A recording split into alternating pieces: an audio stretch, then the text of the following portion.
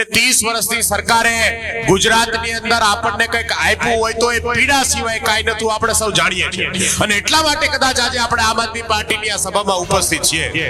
હું પ્રશ્નોની વાત કરું પહેલા આપ સૌને કહેવા માંગુ છું કે ગુજરાતની અંદર 30 વર્ષમાં જે ભાજપ બેઠી છે એ ભાજપને આપણે તાલુકા પંચાયત, જિલ્લા પંચાયત, ધારાસભા, લોકસભા દરેક જગ્યાએ મત આપ્યા. 30 વર્ષથી આ મત મેળવી અને હવે એમને એટલો અહંકાર છે કે હવે લોકોના કામ કરી નહીં કરી વેપાર કરો, લોકો તો આપણને જીતાડે છે.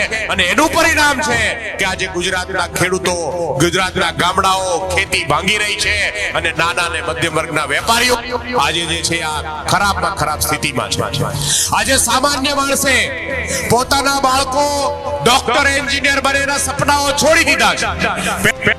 પહેલા એક સામાન્ય પરિવાર પોતાના બાળકને ભણાવવાના સપના સેવતા, એને ડોક્ટર, એન્જિનિયર બનાવવા માટે મહેનત કરતા. આજે શિક્ષણ એટલું બધું મોંઘું છે કે એક સામાન્ય વ્યક્તિ પોતાના બાળક ભણી લે, ગ્રેજ્યુએટ થાય તોય બહુ એવું આજે વિચારતો થયો છે. એટલું મોંઘું શિક્ષણ. રોડ રસ્તાની હાલત આપણે જોઈએ છે. ગુજરાતની અંદર 4 લાખ કરોડનું બજેટ આવ્યું. દર વખતે વિકાસની વાતો થાય, પણ આ 30 વર્ષની અંદર આપણને 1 વર્ષ ટકે એવો રસ્તો નથી મળ્યો.